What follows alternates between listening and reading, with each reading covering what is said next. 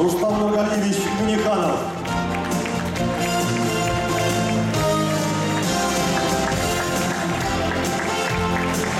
Министр связи и массовых коммуникаций России Николай Анатольевич Никифоров. Директор Департамента международного сотрудничества правительства Российской Федерации Ильгер Тагирович Тагиров. Заместитель мэра Москвы в правительстве Москвы по вопросам градостроительной политики и строительства Марат Шакирзянович Хустулин. Заместитель премьер-министра Республики Татарстан, полномочный представитель Республики Татарстан в Российской Федерации Равиль Каймулович Ахмедшин. Помощник министра иностранных дел России, председатель Совета молодых дипломатов Министерства иностранных дел Российской Федерации Константин Олегович Колпаков. Академик Российской академии наук, доктор медицинских наук Ренат Сулейманович Акшурин. Заслуженный артист России Барри Каримович Алибасов. Заслуженная артистка России, народная артистка Республики Татарстан Альбина Анваровна Шагимуратова. Народная артистка Республики Татарстан Алсу Ралифовна Абрамова.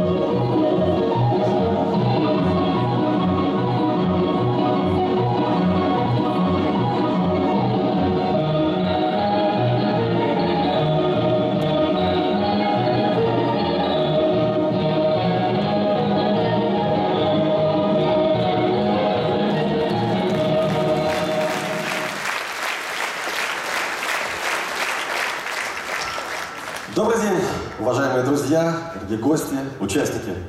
Хайрлы кэн, кадрлы дуслар, мы от всей души приветствуем вас на 3-м Московском молодежном форуме «Мост Москва-Татарстан».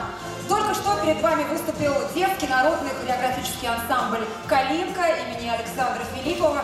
Ребята с большим удовольствием танцуют самые разные народные танцы, в том числе и татарские. Третий год в Москве проходит молодежный форум «Мост Москва-Татарстан». Сегодня в зале присутствуют студенты, аспиранты, молодые специалисты, спортсмены, деятели культуры и искусства из Москвы и Московской области. Также участники нашего форума, призывники из Республики Татарстан, проходящие службу в московском регионе. Инициатор и организатор мероприятия – полномочное представительство Республики Татарстан и Совет молодежи при полпредстве Татарстана. Для приветственного слова слово приглашается заместитель премьер-министра Республики Татарстан, полномочный представитель Республики Татарстан в Российской Федерации Равиль Калимулович Ахмедшин.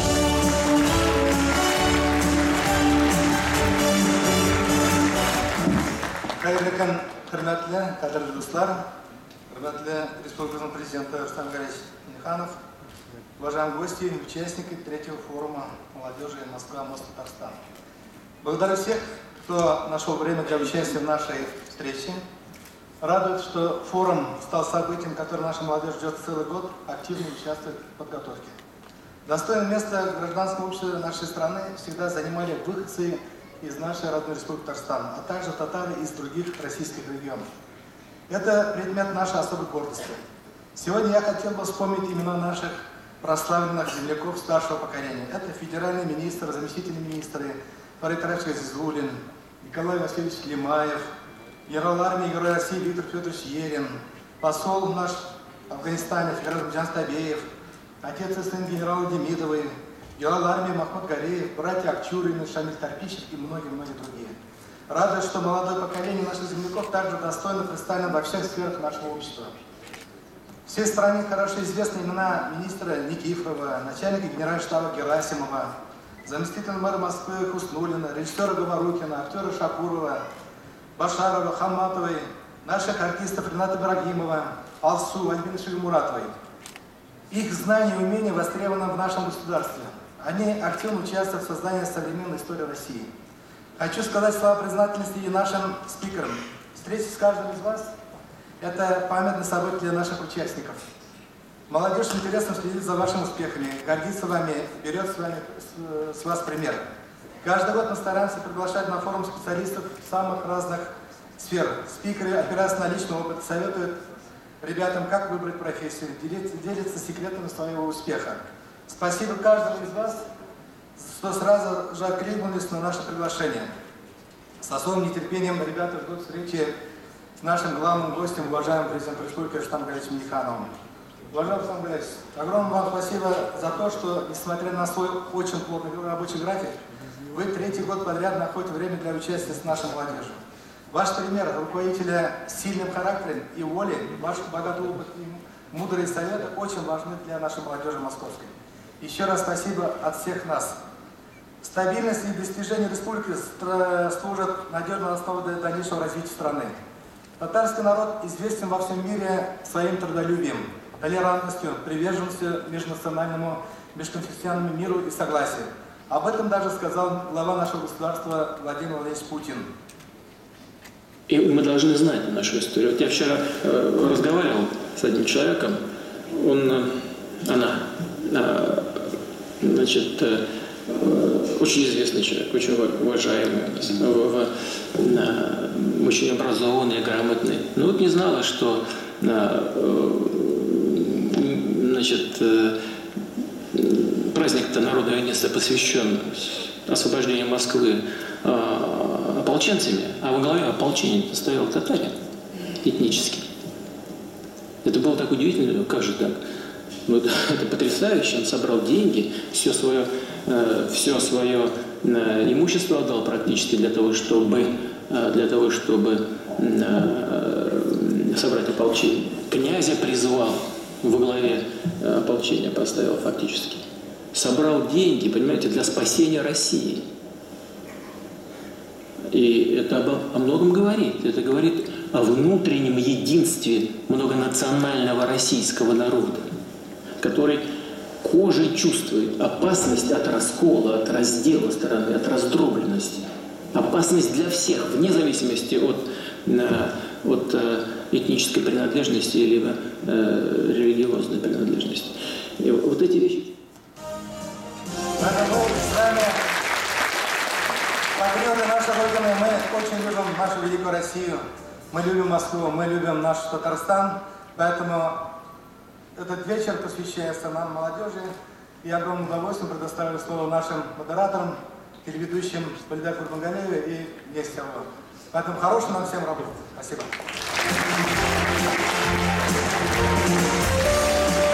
Нестерову Дмитрию. С каждым годом дружба Москвы и Татарстана крепнет, развивается активное сотрудничество между нашими регионами в самых разных сферах. Традиционными стали Дни культуры Татарстана в Москве, масштабно проходит общегородской праздник Сабантуй. Искренне благодарим за наши крепнущие связи правительству Москвы во главе с Сергеем Семеновичем Савелиным. И сейчас для приветственного слова приглашается заместитель мэра Москвы и правительства Москвы по вопросам градостроительной политики и строительства Марат Шакирзянович Хуснуллин.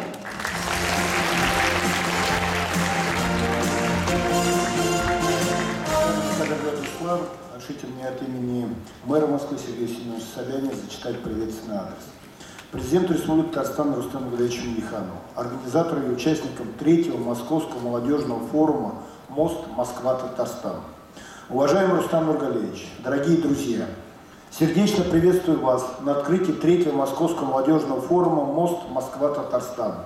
Проведение этого мероприятия становится хорошей традицией, подчеркивающей крепкие дружеские и партнерские связи между нашими регионами. Мы реализуем совместные проекты, обмениваемся передовым опытом, расширяем человеческие контакты. Важно, что в это эффективное межрегиональное взаимодействие все более активно включается молодежь. Ваш форум объединяет энергичных и талантливых молодых людей, которые стремятся найти свое место в жизни, ярко проявить себя в профессии, приносить пользу обществу и укреплять мост Москва-Татарстан, мост дружбы и сотрудничества.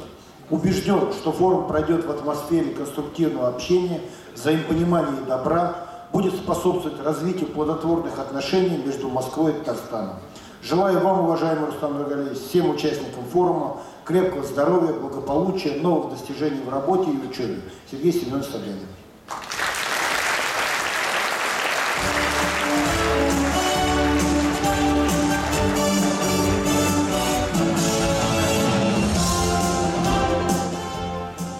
В Москве проживает огромное количество выходцев из многонациональной республики Татарстан и татар из других российских регионов. Это москвичи разных поколений. Они вносят большой вклад в экономическое, социальное и культурное развитие российской столицы и страны в целом. И кроме того, они принимают самое активное участие в формировании внешней политики Российской Федерации. Сейчас мы хотим дать слово нашему первому спикеру. Это Эльмир Тагирович Тагиров. Участник 25 лет дипломатической службы.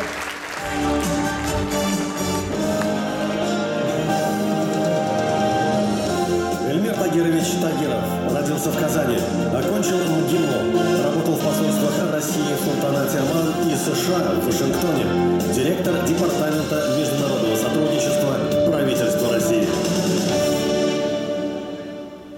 Добрый день, дорогие друзья.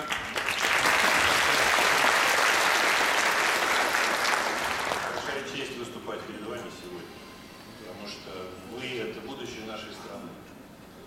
От того, как вы будете работать, будет зависеть ее международный авторитет, положение в мире, роль в глобальной политике, экономике, науке и культуре. И очень важно, чтобы место нашей страны, ее позиции укреплялись год за годом. И вам, людям 21 века, стоит этим заниматься. Мне посчастливилось родиться в Казани. Татарстан – это моя малая родина, я прожил там 16 лет, и для меня наша республика – воплощение нашей большой родины, России, с ее глубокой историей, уникальной культурой, сплавом различных народов, языков, религий, традиций и обычаев. И любовь к своей родине нужно нести через всю свою жизнь. И только тогда вы будете успешны. Вы сможете принести пользу своей стране. Казань – это моя стартовая площадка, моя путевка в жизнь. И я благодарен всем учителям, которые открыли передо мной эту дорогу. Мне посчастливилось учиться в замечательной школе номер 18 города Казани. У меня был уникальный преподаватель английского языка, автор своей собственной методики преподавания. К сожалению, он умер, но то внимание и та забота, которую он дал своим ученикам, они каждому из нас помогают в жизни. на основе тех знаний, которые я получил в школе, я поступил в Московский государственный институт международных отношений. Там мне тоже повезло с преподавателями, и некоторые уникальные специалисты, профессор арабского языка Владимир Николаевич Красновский, автор словарей, фундаментальный ученый, он преподавал арабский язык арабов, что само по себе говорит очень много. А после МГИМО дипломатическая карьера, но еще один урок, который я вынес на всю жизнь: нельзя прекращать учиться. Как только вы заканчиваете учиться, то можно ставить точку и на вашей карьере, и на вашей профессиональной карьере. И я уверен, все присутствующие здесь на сцене, это самое хорошее, самое доброе подтверждение этого принципа. Мне удалось работать в 2 посольствах за границей, в самом маленьком, наверное, посольстве нашей страны и в самом большом. И опыт работы за рубежом, он тоже имеет очень большое значение для того, чтобы дальше двигаться по жизни и совершенствовать свою профессию. Последние 10 лет я работаю в аппарате правительства, занимаюсь вопросами международного сотрудничества, реализацией внешнеполитического курса, подготовкой очень простых, конкретных, но важных событий, визитов, переговоров, участия руководства правительства в крупных международных саммитах и международных форумах. Это, поверьте, наверное, одно из самых интересных занятий. И искренне желаю, чтобы каждый из вас, кто хочет заниматься международными делами, поучаствовал в этом. Это действительно здорово. За последнее время мы провели ряд очень больших, серьезных и крупных мероприятий. И я бы хотел выделить события, которые произошли в мае месяце 2017 года в Казани. Там впервые провели на одной площадке заседание Евразийского межправительственного совета и заседание Совета глав правительств государств СНГ. Были делегации во главе с главами правительств, премьер-министрами всех стран. И Казань замечательно провела это мероприятие, и все коллеги ставят наш родной город в пример. Что касается конкретных вещей, которыми приходится заниматься каждый день. Понимаете, когда подъезжает самолет, ему подают трап, звучит гимн нашей страны, это результат работы сотен человек. Люди, профессионалы высокого класса занимаются подготовкой, определяют информационную политику, освещение в средствах массовой информации. Не зря Владимир Владимирович Путин говорит: если мы встретились и об этом не написали в газетах и не показали по телевизору, считайте, что мы ничего не делаем.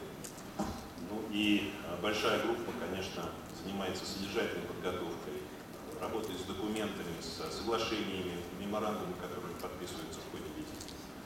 И на каждом этапе, на каждом пункте программы сосредоточено большое внимание. И если мы отработаем качественно и на соответствующем высоком уровне, то и результат будет хороший.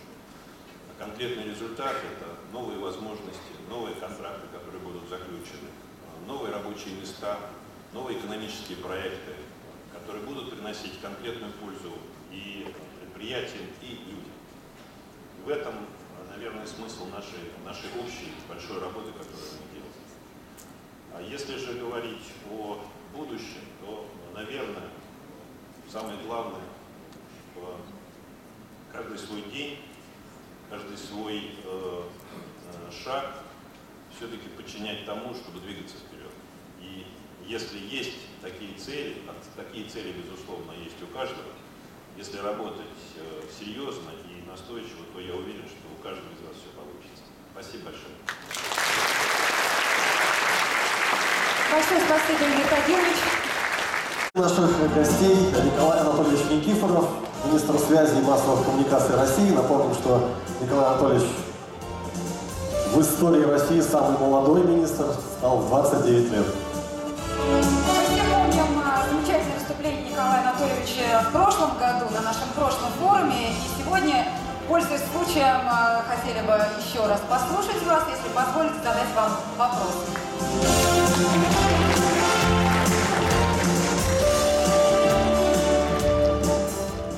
Привет, дорогие земляки!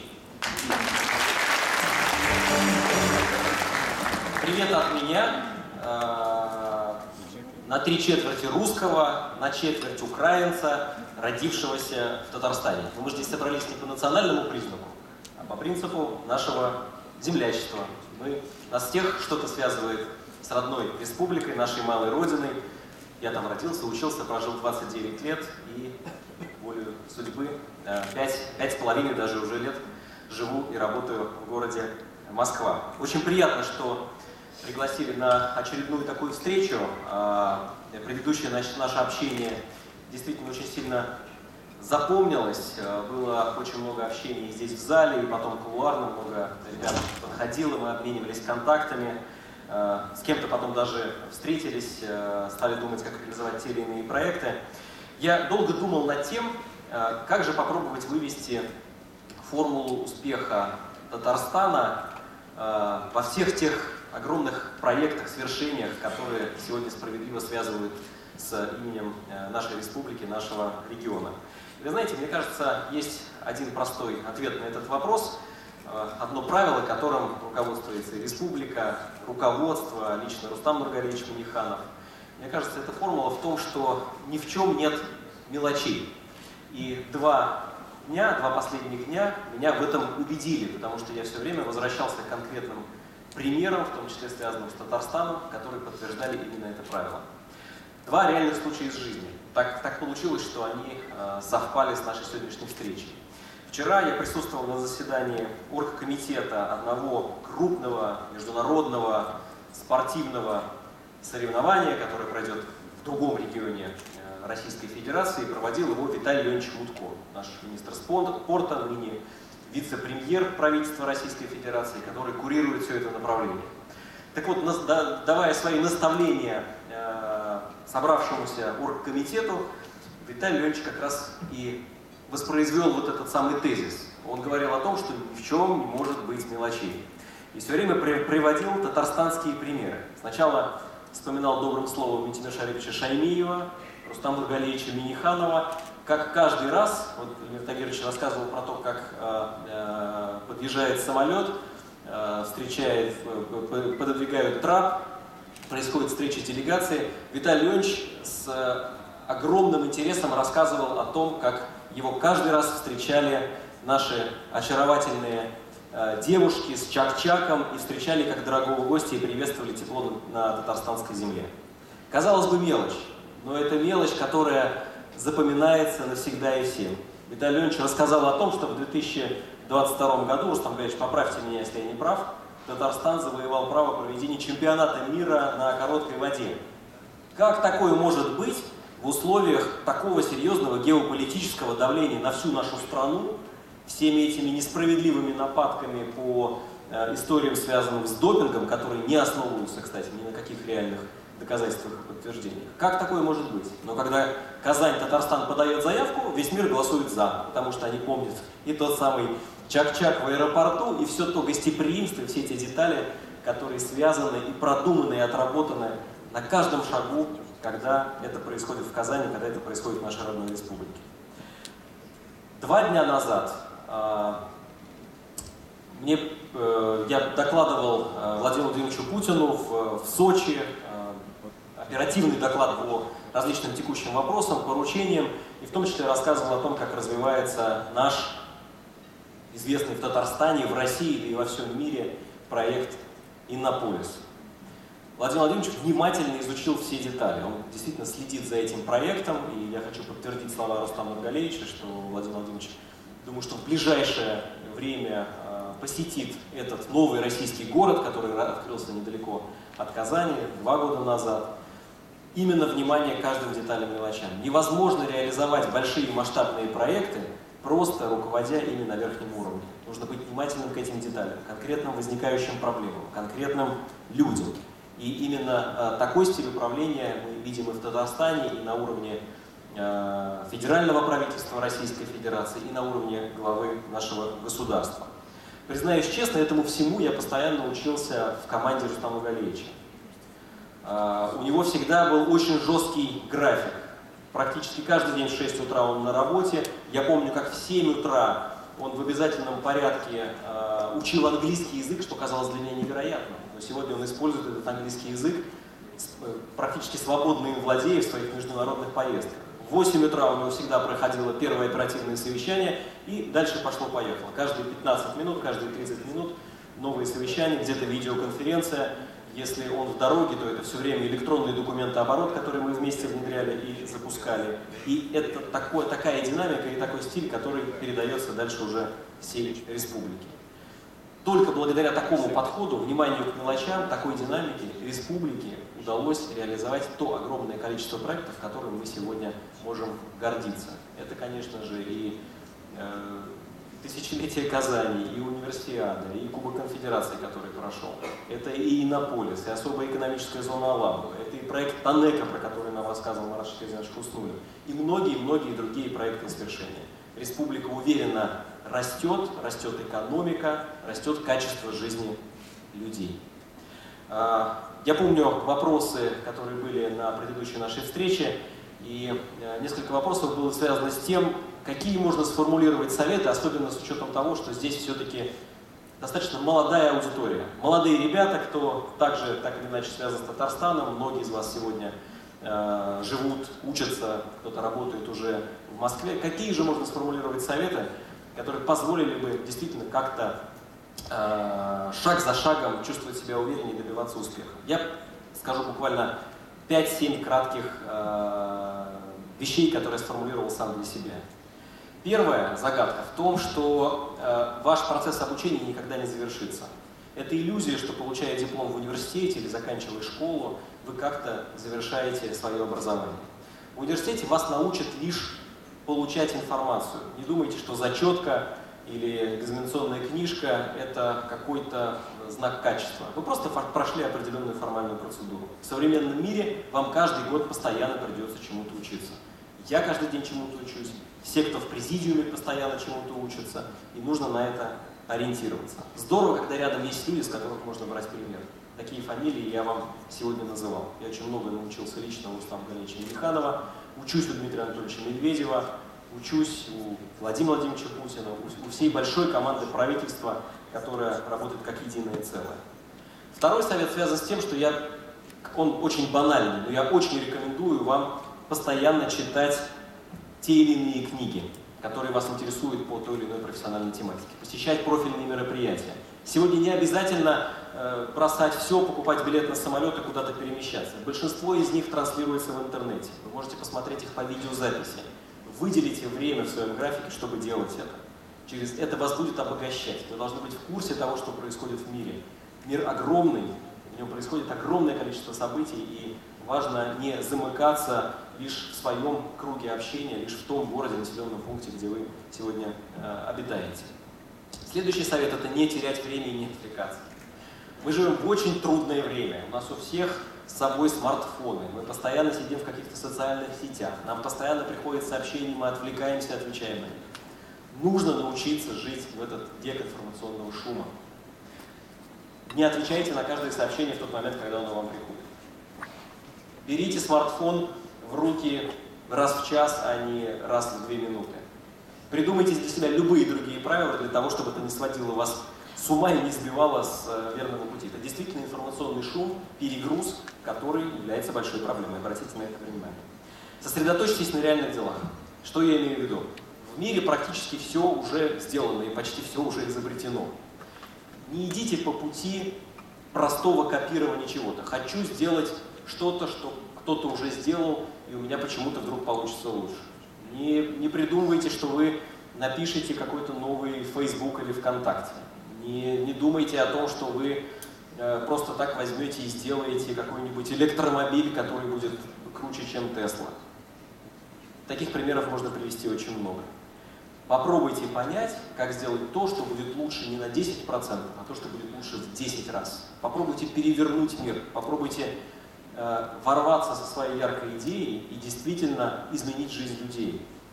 Благодаря цифровой экономике, о ней тоже сегодня мы уже говорили, мы живем в век, когда все можно поменять и все можно изменить. Вот, казалось бы, незыблемые какие-то отрасли, фундаментальные процессы. Все это меняется в эпоху цифровизации. Это ваша эпоха. Вы находитесь в самой выгодной точке с точки зрения хронологии этого процесса. Берите все это в свои руки и действуйте смело. Не бойтесь делать реальные дела и не бойтесь ошибок. Ошибка — это не страшно, ошибка — это важный опыт, который вас научит. Ну и последний совет. Я не могу не сказать про здоровье и ваше физическое самочувствие. Обязательно занимайтесь спортом и обязательно следите за тем, что вы едите. Спорт и питание — это важнейшие составляющие, которые позволят вам добиться успеха. Если рассказать про свой опыт, то я, например, всегда стараюсь сделать утреннюю пробежку, это может быть и 5 километров, если это выходные, то это может быть и 10 километров. Посещайте спортзал, следите за собственным здоровьем, потому что без этого у вас точно не получится достичь успеха. Здоровье и ваше самочувствие — это очень хрупкая вещь, которой нужно уделить огромное внимание.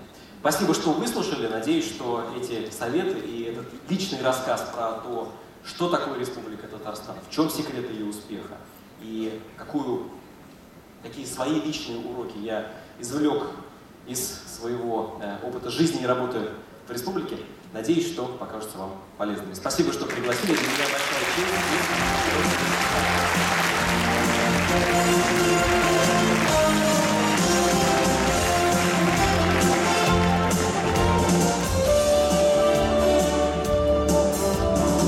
Спасибо, Николай Анатольевич. А следующий наш гость планировал стать архитектором. В школьные годы создал музыкальный ансамбль, с которым выступал в колхозах. Его имя носит одна из улиц в Черкесске, а в школе, в котором учился, создан музей его имени. Наш герой очень любит фотографировать и во все свои поездки берет с собой фотоаппарат. Так что в Москве даже проходила его персональная фотовыставка. Но, конечно, больше он прославился не как фотограф, а как один из самых крутых в России музыкальных продюсеров.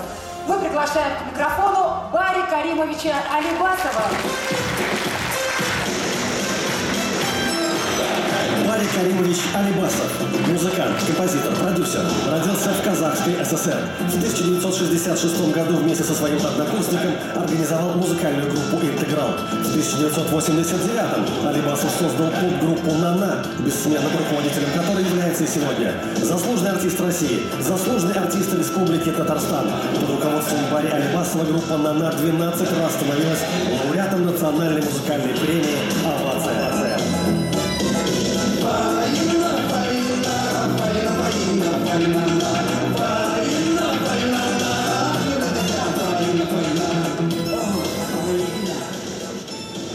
Даже не ожидал, думал, хоть сегодня без Фаины обойдется.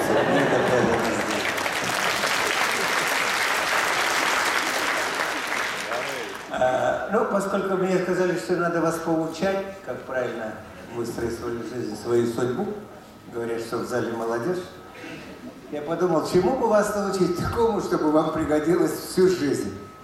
Ну, во-первых, я не согласен с тем, что сегодня много раз прозвучало, о том, что место, где мы родились, называется Малая Родина. Мне кажется, с ощущением того, что это самое великое место во Вселенной, то место, где вы появились на свет, где вы узнали, что такое мама, папа, мир, земля и Вселенная, это место самое великое в жизни каждого человека. Знаете, честно говоря, не всегда приятно, когда называют это место, где я родился, Малой Родиной. Каким бы оно маленьким ни было, но это величайшее во Вселенной место для каждого из нас, то место, где он родился. Я так думаю. Ну, собственно говоря, долго поучать вас не буду. Я думаю, что каждого из вас жизнь научит. Да еще как. Тем более, что современная жизнь такая, не жалеет никого.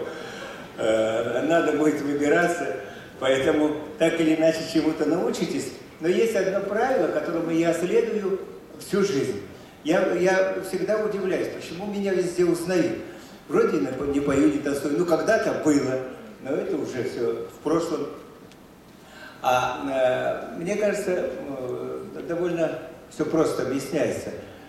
Нужно быть самим собой. Вот мы долгое время продвигались на американский рынок, и продюсеры американские учили группу «Нана» простому правилу. Нельзя дважды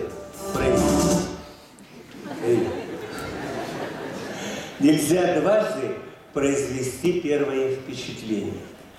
Поэтому очень важно в жизни вы производить первые впечатления будете постоянно, потому что все, что нас окружает, все, что мы делаем, это всегда наши первые шаги, потому что всю жизнь мы учимся до самой смерти, потому что умираем тоже первый раз в жизни. И я абсолютно убежден в справедливости этого правила. Нельзя дважды произвести первое впечатление. Поэтому, появляясь где бы то ни было, будьте органичны, естественны, не бойтесь, и у вас получится. Спасибо. Спасибо вам. 2017 год стал для Байка Алимовича юбилейным, ему исполнилось 70 лет. Поздравляю!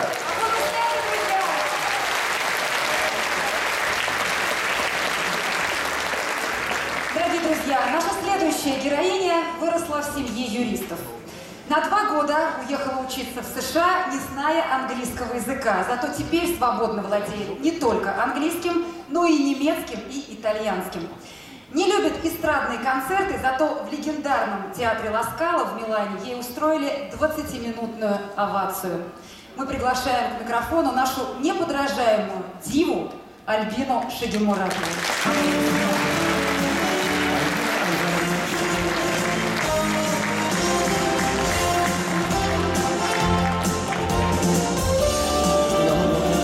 Чайковского, ведущая солистка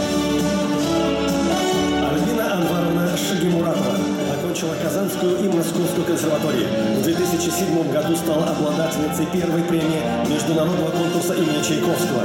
Ведущая солистка Татарского академического театра оперы и балета имени Джалиля. Народная артистка Республики Татарстан. Заслуженная артистка России. Приглашенная солистка Большого театра России. Альбине аплодируют поклонники ее творчества в Ла Скала, Метрополитен опера, Ковент-Гарден, Венской опере и других театрах мира.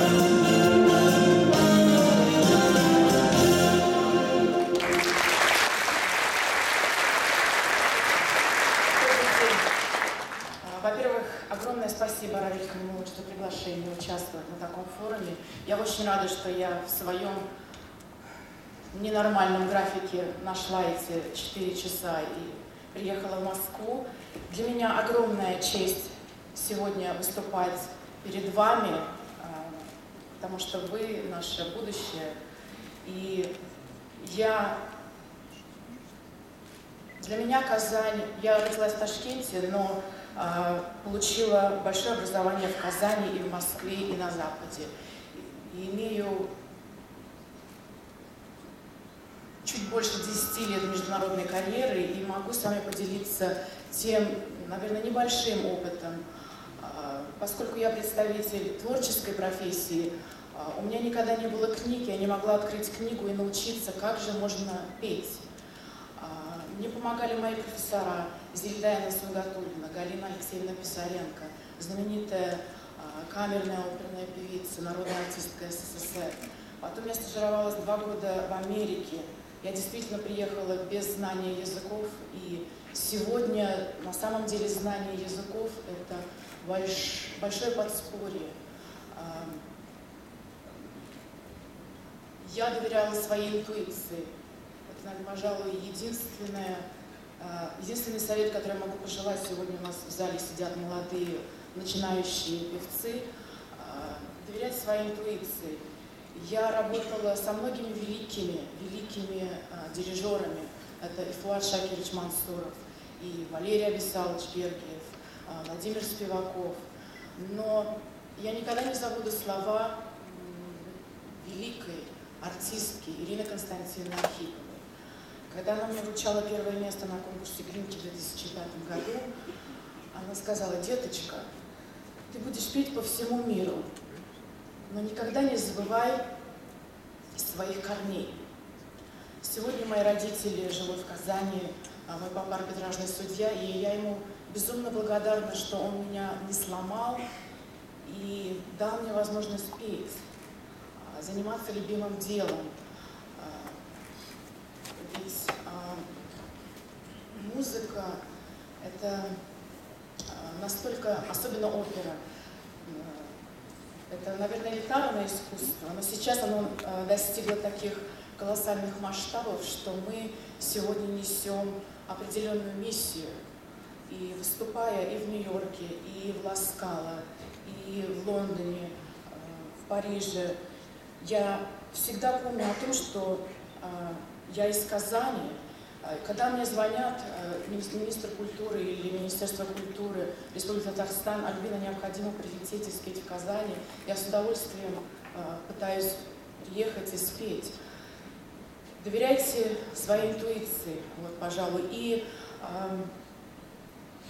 научиться принимать правильные решения в своей жизни. Закончив Московскую консерваторию, в которой я пыталась 3 раза поступить, мне говорили, что у меня нет голоса, что из меня ничего не получится, что вы должны забыть оперу. Все-таки с 3-го раза я поступила в Московскую консерваторию и закончила. Меня не взяли в Большой театр, даже став лауреатом первой премии международного конкурса имени Чайковского. Но вы знаете, я очень много поняла за последние 10-11 лет, что необходимо быть благодарными. И мы учимся на своих ошибках, мы развиваемся, артист все время работает над собой. И стать оперным певцом сегодня, в 21 веке, это практически невозможная задача, но она выполнимая. И, знаете,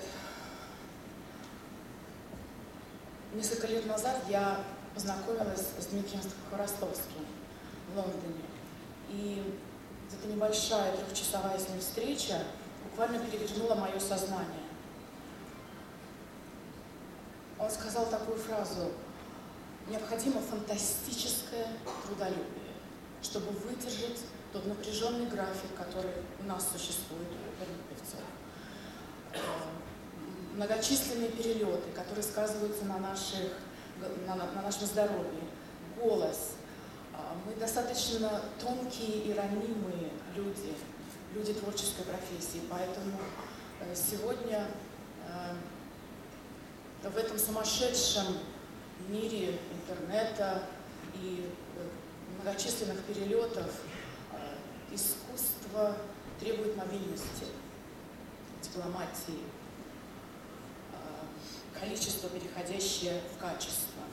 Поэтому тот опыт, международный опыт, который я до сих пор получаю, я очень рада, что Рустам Нагаевич Минниханов поддержал мою инициативу о создании в Казани Академии оперного искусства, потому что я в последние годы ощущаю, что наши молодые студенты Казанской консерватории, молодые солисты Татарского оперного театра имени Мусы Джалиля нуждаются.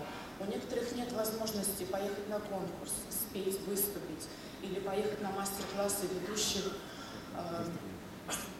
оперных певцов или коучей. Поэтому, имея возможность их пригласить в Казань, для меня это огромная честь.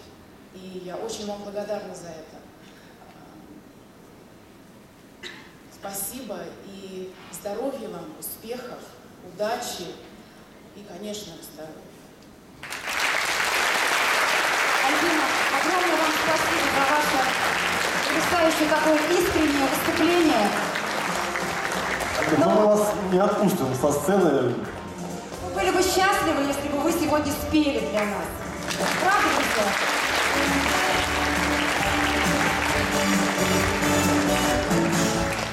Поскольку я являюсь лауреатом государственной премии имени Габдуллы Тукая, я бы хотела спеть его самую знаменитую песню, написанную на его стихи, это «Аль-Ки».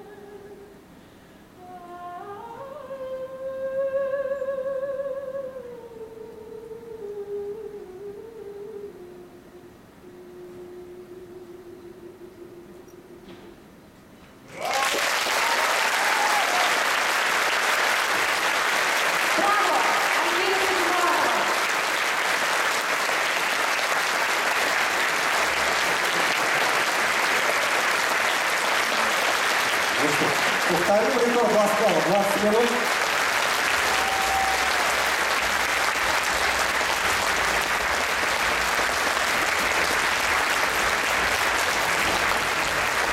Пойду присяду.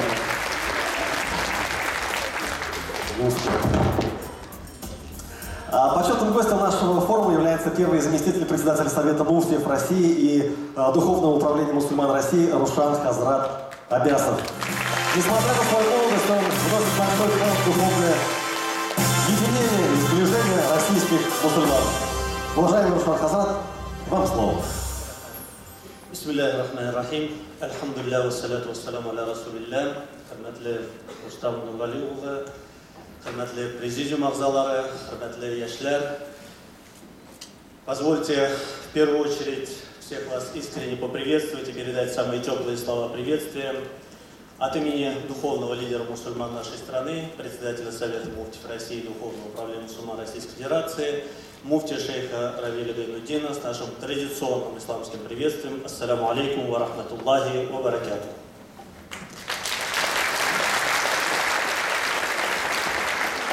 Пользуясь случаем, я хотел бы поздравить всех наших единоверцев, мусульман, с наступлением очень важного месяца, месяца рождения нашего пророка Мухаммада, саллаллаху алейхи вассалям, Раббиль Ауаль или Маулид ан-Наби.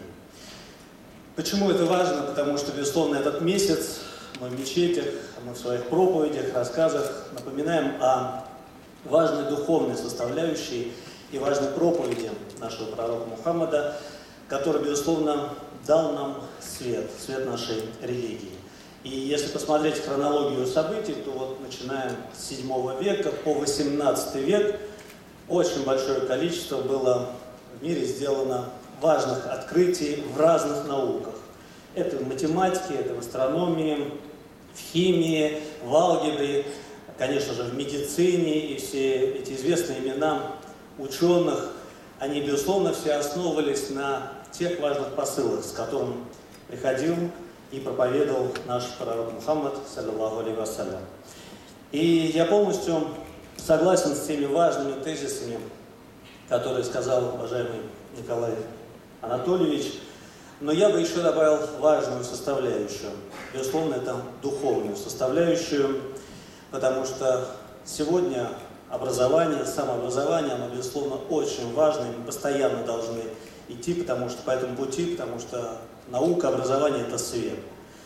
Это, конечно же, постоянная именно мотивация себя на то, чтобы постоянно действовать, не лениться, постоянно работать и достигать успехов. И здесь, конечно, важно и обращать внимание на мелочи и многое другое, о чем уже говорили уважаемые выступающие до меня. Но духовная составляющая, она на самом деле также не менее важна, а может быть даже и более важна, потому что мы знаем, что есть такое понятие, как нафс, или наши пороки, наше эго, с которым мы постоянно должны бороться. А духовная составляющая, духовное, религиозное знание, они, безусловно, позволяют нам постоянно вести, о чем говорил пророк Мухаммад, это джихадун нафс. Не тот джихад, который сегодня политизировали, не священная война якобы и так далее, а это в первую очередь борьба со своим эго, своими пороками, своими отрицательными качествами. И это является постоянным совершенствованием себя. И, безусловно, это очень-очень важный стимул, который мы должны. Поэтому ученые, когда говорили, что очень важно получать знания, они делили знания на две составляющие. Индивидуальная ответственность – это познание Творца, то, что мы называем мирозданием, это религиозные знания.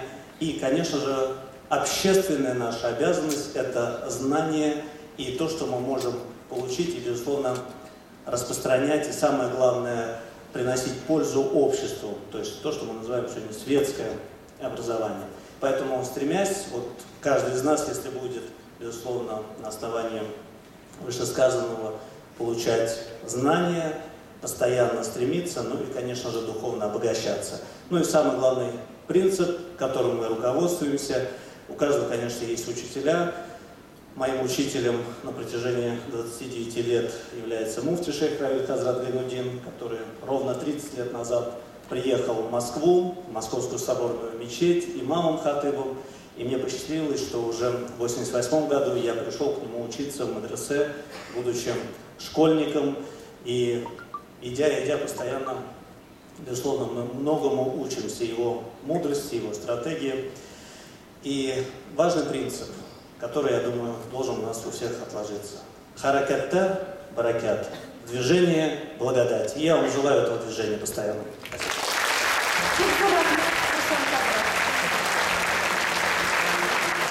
Дорогие друзья, к нашему следующему герою и я лично, и все без исключения люди, которых я знаю, относятся с безграничным уважением, потому что это действительно эталон. С одной стороны, и беззаветной преданности своей профессии, а с другой стороны, очень высоких моральных и нравственных качеств.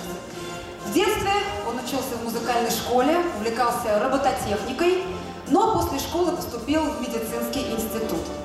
За годы своей работы спас десятки тысяч жизней. Свою первую операцию он сделал бог знает где, в Андах, в Перу, за десятки тысяч километров отсюда.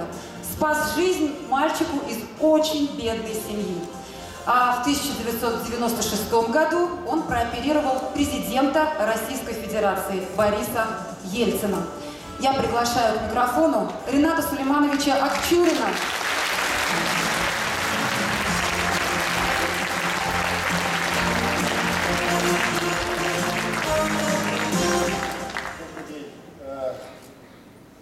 Уважаемый Руслан Маргариевич, уважаемый президиум и уважаемые гости, я вижу первые ряды заняты такими уважаемыми людьми, что я бы хотел сидеть ровно напротив них, в этом же низу. Знаете, это вот может быть гнилая интеллигенция, но я вижу людей, которые мне приятны, которых я знаю давно, и вижу молодые глаза красивые, которым мы оставляем все, что у нас есть. Ведь вечность человеческой жизни заключается исключительно в том, что мы вам передаем все, что мы можем и все, что мы умеем. Каждый день и с очень большим энтузиазмом и с большим желанием. Трудно говорить сегодня о том, как началась моя профессия, но жизнь началась исключительно под песни моей мамы. Я это помню хорошо. Под кряхтение папы, когда я ошибался в обычных таблицах умножения. Он не давал мне задать, он кряхтел. Он кряхтел так сзади, похмыкивал. Это значит, надо было переучивать. Под мою сестру, которая ездила со мной в детский сад, возила на санках по снегу, и я радовался снегу, потому что это Узбекистан, где я родился, где учителя, мои родители, воспитывали и помогали сегодняшнему Узбекистану преодолеть дистанцию между феодализмом и современным миром. Ведь татары спасли Среднюю Азию, так называемую Центральную Азию. Татары, которых направили по декрету Владимира Ильича Ленина в 1924 году, один из последних декретов, подписанных Лениным. Вы это должны знать. Сегодня маленького мальчика спрашиваешь, кто такой Ленин? Не знаю. Но это государство масштабом 70-летней истории и одно из самых могущественных в мире. Да, там были какие-то дела, были какие-то нехорошие вещи и очень нехорошие вещи, за которые мы должны, как говорят татары, укинергия, всю жизнь. Но было государство. И я помню, что мои родители ни разу мне не сказали, ты должен пойти туда и вот стать учителем, например. Да? Ведь они учителя блестящие. Я с восторгом всегда встречал моего брата, молодого лейтенанта, который приезжал из военного училища Джаханнам Астанда. Это было в Риге, в Алпсне. Он оттуда приезжал, и я мальчишкой бежал на вокзал, а, как правило, он приезжал еще с обозами всякими военными. И заходил красавец, сейчас вот здесь в первом ряду.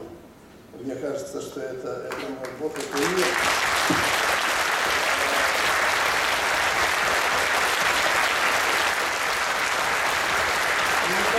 Никому из нас никогда родители не навязывали свою волю, они нас поддерживали. Они нас подталкивали, они нас кормили, поили, участвовали в нашей жизни. Это очень важно в выборе человека к своей профессии. У вас будут дети, вы должны это делать. Никаких насилий, исключительно подталкивания. Так что часть моего сердца осталась в этом Узбекистане, и я его хорошо помню, люблю. Но существенная часть сердца была перенесена как-то вот в процессе моей жизни, начиная с 1974 года, благословенный Татарстан. Потому что из Москвы надо было приезжать татарский, казанский, тогда он назывался КМИС, он и сейчас КМИС. Надо было приезжать и просить сделать инструмент для того, чтобы сшивать артерии и вены диаметром 1,5–2 миллиметра. Для того, чтобы сшивать лимфатические сосуды диаметром 0,5 миллиметра у больных со слоновостью. Для того, чтобы восстанавливать так называемые фаллопиевые трубы у женщин при воспалительных заболеваниях и семеноносящие протоки у мужчин при воспалительных заболеваниях. Это было начало такой глобальной микрохирургии тонких структур, и я был в числе первых помощников профессора Крылова и академика Петровского. Тяжелая работа. 200 ночей в операционной, в основном ночей, потому что вызывают всегда, нас всего 5 человек. Мы приезжали на любой вызов. И вы знаете, самое главное, что надо иметь в виду, когда вы идете либо педагогом, либо врачом. не надо бояться ни запаха, ни вида, ни искаженного лица вашего подопечного. Может быть, он некрасив, может быть, он давно не мылся, может быть, но вы должны всегда быть спокойным, ровным и благожелательным. Какая-то любовь к людям – это то, что делает вас специалистом. Понимание его страданий, понимание того, что один из вас знает, что будет с вами через 2 дня или через 3 дня. Вы должны всегда относиться к людям с добром.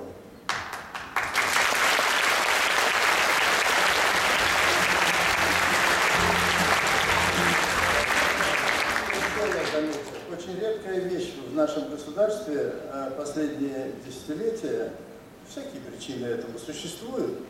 Я заметил, как Рустам Нургалиевич много лет назад, вы позволите, я расскажу эту историю, потому что вы тогда не были президентом, вы были премьер-министром. Приехала компания, которая очень интересно предлагала, значит, за свой счет поставить под ключ диализные центры. Вы знаете, у нас в России примерно 350 человек на миллион населения нуждаются в постоянном хроническом диализе при заболеваниях почек. Сегодня порядка 70 человек получают из миллиона. То есть еще много надо строить. И приехали в Татарстан к Рустаму Нургалиевичу. И я как-то был приглашен, я сидел в этой компании, сидел, потому что я знаю язык и разговаривал, и тогдашний министр здравоохранения меня позвал. Приходит Рустам Нургалиевич, с ними разговаривает, и они говорят, 110 евро за один диализ. Это европейская цена. И вот мы строим вам под ключ здание, даем деньги, даем средства, даем расходник. А через 10 лет эксплуатации вы нам только платите государственную цену этого диализа. И все. Через 10 лет это переходит в ваши руки. Рустам Нургалиевич говорит, какие 110 евро? Я государственные деньги расходую. Давайте подумайте и снижайтесь. И уехал. И я был свидетелем, как в течение суток эта цена опустилась до 85 евро, там, до 80 евро. Они с вытаращенными глазами, господа, Евромедика уехала, с удовольствием построили и за эту сумму. И эти центры работают, и потом уже я был свидетелем многих других изменений в Татарстане, в том числе возникновения и строительства сердечно-сосудистой хирургии, которой я стал заниматься. Я там делал первые операции. Смею надеяться, что это все получилось, и 3 центра сейчас функционируют, хороших сердечных. В общем, еще одна часть сердца осталась там. Другая часть, очень важная, и это вам пригодится в работе, это мой коллектив. Я каждого человека люблю, знаю и участвую в его жизни настолько, насколько мне дозволено моим тактом. Я не вмешиваюсь, я не поправляю его ни в чем. Но если ему нужно помочь, я ему помогу. Мой коллектив – это моя стена, которая меня держит. Я советую вам подумать, если вы захотите быть врачом. Но самое главное, если вы решили это делать, если вы решили идти вот по такой трудной стороне дела, ничего не бойтесь. Ибо бороться, искать, найти и не сдаваться – это лозунг, который перешел из того времени, из Союза в Россию. Он остается у вас в жизни. Спасибо.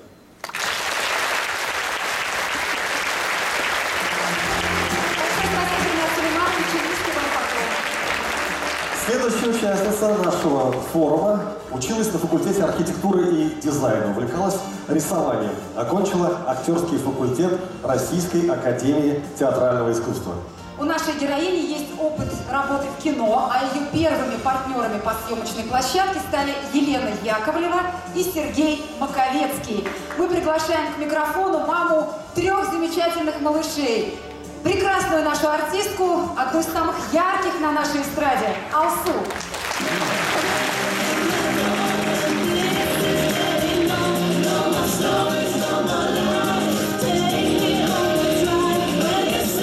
Алсу Абрамова родилась в Бугульме. Музыкальную карьеру начала в 15 лет. В 1999 году вышел ее первый музыкальный сборник под названием «Алсу». В 2000 году певица представляла Россию на конкурсе Евровидения, где заняла 2-е место. Татарстан. В 2010 году удостоена звания «Народный артист Республики Татарстан». В 2011 была удостоена звания «Артист ЮНЕСКО во имя мира».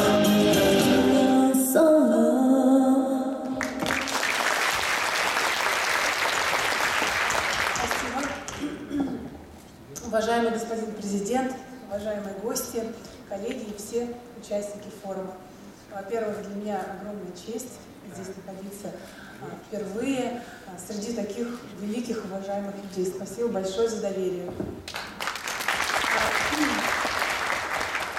Прежде всего, хотелось бы поблагодарить руководство республики и полпредства Республики Татарстан за приглашение на форум, поскольку на молодежном форуме мне, организаторами, доверена миссия поделиться своими мыслями о том, как найти в жизни свое предназначение, то я, стоя на этой сцене, сейчас поймала себя на мысли, что это значит, что, похоже, я уже не молодежь.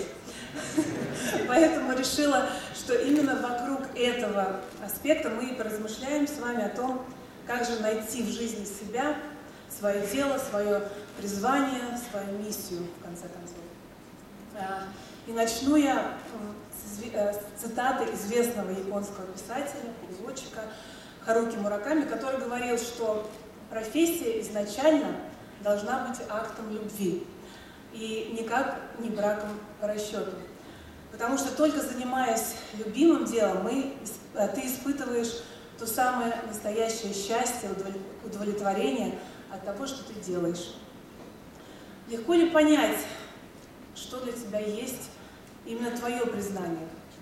Нет, наверное, совсем нелегко. Некоторые его ищут всю жизнь и так и не находят. Но это на самом деле их выбор. Видимо, они не захотели услышать свой внутренний голос, интуицию, как сказала уважаемая Альбина. А может, и так было проще и удобнее. В поисках себя мы сталкиваемся с первым камнем на своем пути. Это вера в себя. Мы сомневаемся, а вдруг я не смогу, а если не понравится никому, что я сделала, а если я все испорчу и так далее, и так далее. Эти вопросы терзают нас и съедают изнутри. Но ведь если вы не попробуете, то никогда так и не узнаете, а вообще ваше ли это. Я, например, с детства мечтала петь, но я была невероятно застенчивым ребенком и очень боялась большой сцены. И вот в один прекрасный день я решилась исполнить песню на свадьбе своего брата.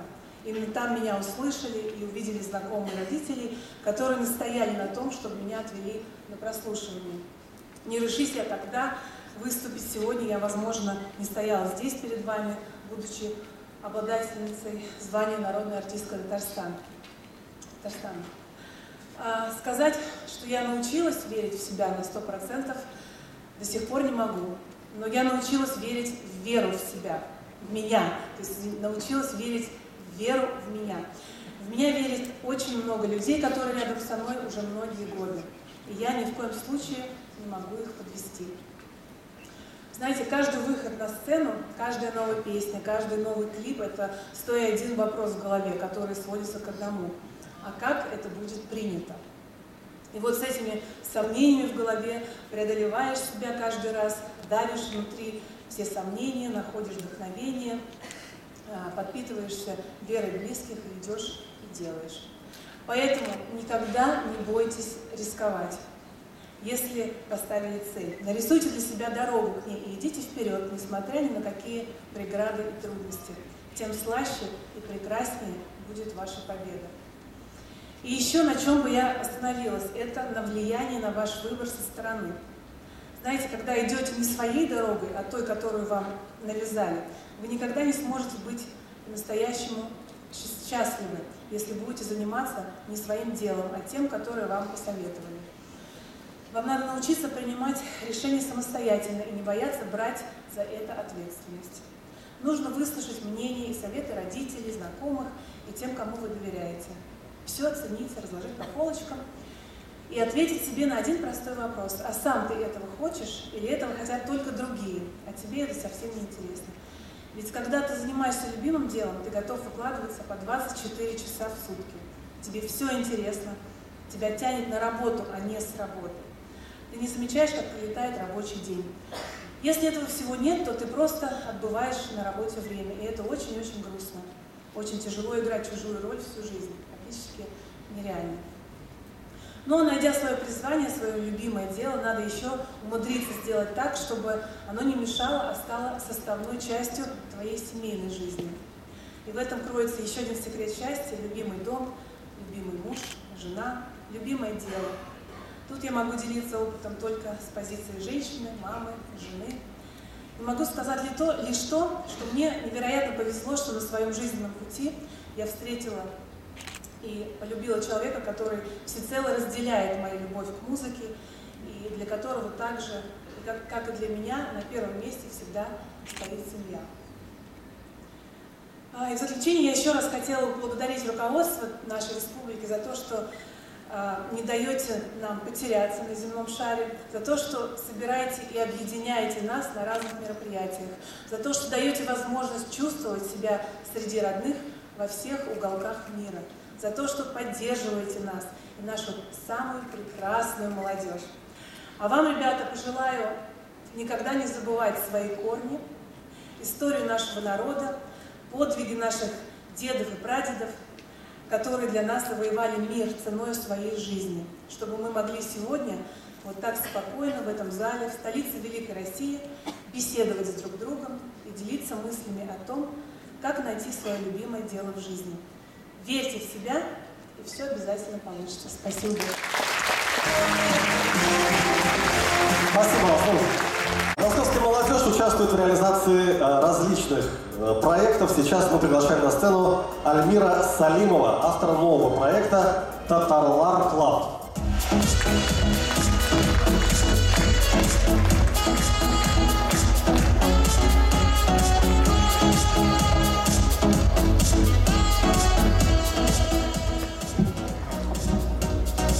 Здравствуйте, друзья! Ассаляму алейкум! Меня зовут Альмир Салимов. Уважаемые организаторы форума, уважаемый Рустем Нургалиевич, уважаемые гости. Сегодня мне очень приятно выступать на этой сцене для вас. И очень приятно видеть столько своих соотечественников. Я тоже татарин, как и вы, как и многие здесь.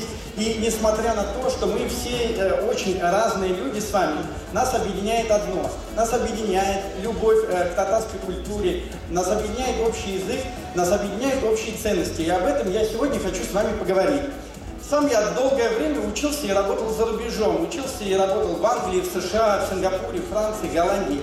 И когда я много путешествую по миру, мне не хватает домашней еды, чак-чак, у меня очень мама вкусно готовит, пирамяч, и не хватает общения с такими соотечественниками, с единомышленниками. И сегодня, когда моя компания накопила достаточный опыт в разработке мобильных приложений, мессенджеров, онлайн-сообществ, я хочу внести свой собственный вклад в объединение татарской нации, как в России, так и за рубежом. И представляю вам Татарлар, мобильный мессенджер и клуб, который может объединить татар по всему миру. Цель данного проекта – это сохранение татарского языка, татарской культуры и ценностей. В нашем мобильном приложении будет доступна татарская раскладка. Писать на татарском будет просто, а изучать новые татарские слова можно будет играючи, благодаря встроенному переводчику. С помощью анимированных стикеров и веселой анимации можно будет порадовать друг друга национальными сувенирами, символами и всеми любимыми блюдами. Сохранение и распространение татарского языка – это важная миссия. И каждый из нас сможет в ней поучаствовать, поскольку клуб рассчитан не только на татар, но и для всех тех, кто причастен и чувствует свою сопричастность к нашей татарской культуре. Я в первую очередь рассчитываю на самом деле на вас, на всех вас, на тех людей, которые готовы двигать вперед и культуру, и бизнес, готовы учиться у старших поколений, а также готовы интегрироваться в международное деловое сообщество и глобальный мусульманский мир. Популяризация татарской культуры – это важная задача клуба, поэтому на нашей площадке можно будет анонсировать любые мероприятия, культурные, деловые, спортивные. Мероприятия способствуют живому общению и налаживанию связи между людьми, а также позволят многим из нас узнать немножко больше о татарской поэзии, кухне и других традициях. В приложении нашем будет доступна карта, на которой можно будет увидеть все татарские достопримечательности, мечети, а также кафе, рестораны, места, где можно провести время в компании единомышленников. И помните, как вот советская власть, она предлагала всеобщую коллективизацию, индустриализацию, а я вам предлагаю провести всеобщую татарскую инвентаризацию. Посмотрим, сколько татар живут на земле, чем они занимаются, какие национальные памятники архитектуры сейчас есть и где они расположены. В мире живет 7,5 миллиардов человек. И только 7,5 миллиона татар. Поэтому получается, что это один татарин на 1000 жителей Земли. И мне кажется, в таком мире нам легко потеряться. Вот. Я думаю, что нам пора найтись. Нам пора найтись, нам пора завязывать между собой более сильные связи, поддерживать взаимоотношения. А следующее, о чем я хочу сказать, будет на самом деле немножко инновационно, потому что до сих пор я говорил о традиционных ценностях. Но на самом деле мир не стоит на месте. Кто из вас слышал про технологию блокчейн в зале? Отлично, мы же с вами продвинутая нация, правильно? И вот я был в Казани на крупнейшем блокчейн-форуме, блокчейн «Новая нефть России». Так каким же образом блокчейн может позволить нам лучше общаться друг с другом и сохранять наши ценности? Дело в том, что вот есть следующая идея, она на самом деле уже работает несколько десятков лет, она называется time banking, вот, и на основе этой идеи можно выпустить новую некоммерческую криптовалюту, которая будет привязана ко времени. Я назвал ее «Салам-час» или «Час добра». Вот. С помощью такой валюты она сделана не для спекуляций на бирже, а для того, чтобы мы вместе с вами могли оказывать друг другу полезные дела, помогать друг другу и работать следующим образом. Когда я делаю что-то полезное для участника клуба, когда я трачу на это свое время, я зарабатываю салам-час, а потом я могу потратить его на кого-то другого, кто поможет мне. Таким образом, этот подход и технология может на самом деле изменить весь подход к исламской банковской системе. Если вы немного знаете про Islamic Finance, Islamic Banking, то это полностью вписывается в данную философию и может укрепить имидж мусульман и татар как нации, которая несет добро другим народам. Также хочется сказать в том, что прототип платформы уже давным-давно доступен на App Store. У меня есть несколько приложений. Я делал приложение для Венского балла, делал приложение Primary. Если у вас есть iPhone, у кого есть iPhone? Вот. То есть вы можете уже скачать данное приложение из App Store. На самом деле им пользуются десятки тысяч людей. И вот вчера была свадьба одной молодой прекрасной пары, которая встретилась на моей площадке. Я, к сожалению, не мог попасть, потому что готовился к выступлению. Вот. Но, тем не менее, на этой платформе уже очень много людей и коммерческих организаций. В начале года мы запустили бонусную программу с кафе и ресторанами Москвы, и многие популярные московские заведения уже предоставляют бонусы для участников клуба. В дальнейшем, конечно же, эта платформа может быть расширена, поскольку любому бизнесу и организациям будет приятно рассказать о своих услугах обширной татарской аудитории. Вот. В заключение своей речи хочу сказать следующее, что давайте попробуем объединиться, давайте попробуем сделать национальный мессенджер, который объединит практически 7,5 миллионов татар. Вот сейчас нас в зале около 800 человек. И вы знаете, мы уже обладаем большим медиапотенциалом. Мы с вами любой тренд можем вывести в топ, хэштег Твиттера, Инстаграма, любую тему. Представляете, если у нас будет 7,5 миллионов человек, можно будет, например, официальным лицам Республики Татарстан или попечительскому совету клуба, можно будет в считанные секунды отправить миллионы сообщений с поздравлением, например, с Курбан-Байрамом. Вам же будет приятно получить такие поздравления от президента нашей республики. Вот.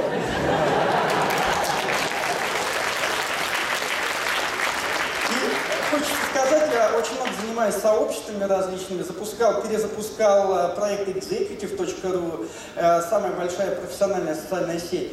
И хочется сказать, что любой клуб это на самом деле не IT-платформа, это прежде всего люди. Поэтому я считаю, что наш попечительский совет в него должны войти узнаваемые люди, которые душой болеют и продвигают идею сохранения татарского языка, сохранения нашей культуры. И вот попечительский совет я предлагаю возглавить вам, Рустам Нургалиевич. В общем-то, всем большое спасибо за внимание. Я буду рад с вами сотрудничать. Пожалуйста, пишите мне, звоните, если хотите как-то принять участие в формировании, продвижении данного клуба. Всем большое спасибо за внимание. Рахмат. Большое спасибо, Альмир, и удачи вашим проектам. Ну что ж, следующий наш выступающий с детства увлекался спортом, любил кататься на лыжах, увлек этим занятием своих друзей. Лыжи ребята делали из досок и катались в Карпатах. Так назывались холмы возле места жительства, возле колхоза. Ну а сейчас он заслуженный мастер спорта. Отлично играет в хоккей и управляет вертолетом. Для приветствия участников 3-го Московского молодежного форума «Мост Москва-Татарстан» мы с удовольствием приглашаем президента Республики Татарстан Рустама Нургалиевича Миниханова.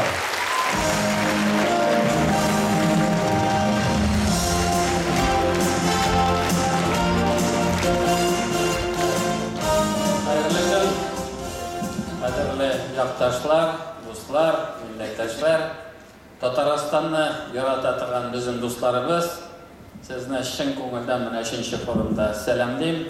Һәммәгезгә дә исәнлек, саулык. Киләчәктә дә Ходай Тәгалә безгә очрашырга насыйп булсын, һәм бергә безнең уңышларга сөенергә насыйп булсын. Рәхмәт барыгызга да монда килгәнегез өчен. Уважаемые друзья, коллеги, уважаемые земляки, уважаемые друзья Татарстана, вот могу сказать, что наши успехи нашей республики, они слагаются из разных таких частей, может быть, частичек. И то, что где бы мы ни находились, значит, ну, он наш земляк, татарин или русский или другой национальности, у нас есть полное право обратиться и получить поддержку. Это реально так вот. А многие наши вопросы вот решаются, даже ты не знаешь, потом тебе докладывают, что, оказывается, есть такой человек, который там какие-то вопросы нам решает. Вот, ребята, которые дипломатический корпус. У нас очень много международных связей, контактов. Все вопросы, которые нам нужно. Я даже ни одному ни разу не звонил. Они всегда сами оказывают поддержку. Отдельно хотел бы сказать, конечно, о Москве. Вот Сергей Семенович, он на самом деле очень сильный руководитель, у него очень мощная команда. Мы видим, как Москва преображается. Во всех наших вопросах он нас поддерживает. И, конечно же, весомым, одним из весомых членов команды Марат Чекирджанович, наш друг, товарищ, коллега. Он всегда вместе с нами. И мы радуемся успехам, потому что Марат Чекирджанович здесь огромное количество наших представителей нашей республики тоже нашли здесь свое призвание. И у меня нет никаких ощущений, что кто-то от нас уехал. Вот здесь огромное количество молодежи, которые с Татарстана приехали учиться, приехали служить. Ведь самое главное, чтобы мы сохранили наши контакты. Где бы вы ни были, может быть, даже вы здесь, больше для своей родины, как Аливас сказал, сделаете больше пользы. Дело в том, что вот мы должны быть вместе. Мы должны друг друга поддерживать. А то, что вот такая форма наших встреч, общения, это я должен сказать, что не только для вас, для молодежи. Я вот слушал, сидел вот каждого выступающего, да, и для себя отмечал вот эти моменты. Вот каждый из нас, здесь неоднократно было сказано, что мы должны быть в постоянном поиске, постоянной учебе. Вот Николай Никифоров, да? Он еще студентом был, когда, значит, один наш товарищ его ко мне привел. Вот то, что говорят, там, мохнатая рука, там, какие-то еще, значит, эти... Если человек талантлив, разве его федеральным министром бы взяли? Значит, Марат Чекирджанович, да, Сергей Семенович мне сам звонил, отдай, говорит, мне нужен такой парень. Хотя Казахстан тоже нужен был. Да? Но ничего мы не потеряли. Мы не потеряли, у нас хорошие связи. И так далее, и так далее. Акшурин вот здесь, да? Уровень нашей медицины и то, что мы достигли, если этот человек рядом, сколько людей он к нам привез, сколько он своих профессиональных навыков передал. И тогда каждый толсу, мы тоже гордимся. Вообще,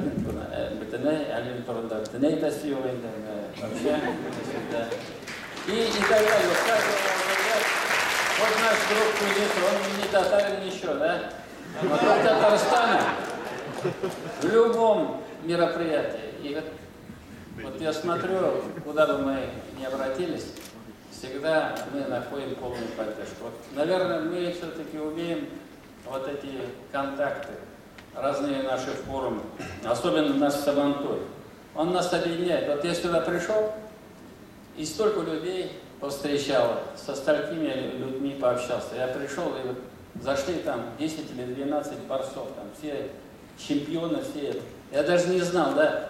Вот это же наша гордость. Мы даже не знаем, иногда вот, молодой человек выступал, вот этот сайт очень нужен, его надо продвигать, чтобы мы не только татары, а вот те, которые с Татарстаном, те, которые поддерживают нашу республику, которые хотят держать контакты, а там должны быть все. Вот там Николай кушает газон у Марата. Хорошая идея, а почему нет? Он, может быть, не специально, но так хорошо получилось, что они рядом живут. И вот такие моменты, они очень важны. Но вот сегодня мы пришли и снимают фильм про известного великого разведчика, да? Вот его биография. Остался без отца, рос дедом, значит, дед умер, значит, был на побегушках. И вот этот парень поднялся до такого уровня. Значит, это о чем говорит? Если ты поставил себе цель, чем мы сильны? Своим трудолюбием, упорством. Если мы цель поставили, мы ее всегда должны достичь. И это вот у нас есть. Поэтому я еще раз хочу поприветствовать. Отдельно хотел сказать нашему Равилю спасибо, потому что это вот человек, который... Не секрет, что он иногда берет свой список. Я еду там, или приехал, он начинает мне раз, два, три. Но на самом деле, ведь его никто не заставил. Его должностных обязанностей этого нет, у него и другой работы полно. Вот у него душа такая. Он мобилизует, собирает, формирует. Вот такие люди нужны. И здесь вот многие из вас вот отдаете силы и финансовые ресурсы, и все для того, чтобы сделать пользу там республике, своей нации, своим друзьям. Поэтому вот эти качества, вот эти люди, это самые драгоценные. И наша молодежь, вот вы должны видеть, как дружно мы работаем. Если мы будем вместе, мы будем очень сильны. Если вы разрозненно, каждый будет сидеть в своем кабинете, в своем офисе, вы ничего не сделаете. Только мощная команда, сильная команда способна решать большие задачи. Татарстан вместе с вами. Всем вам успехов. Спасибо,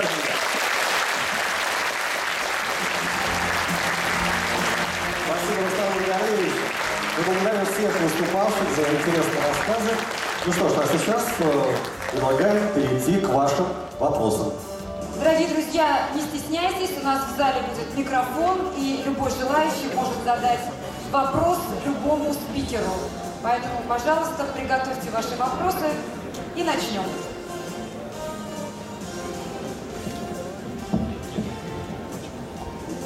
Добрый день, меня зовут Булат, я студент Московского физтеха, и у меня следующий вопрос.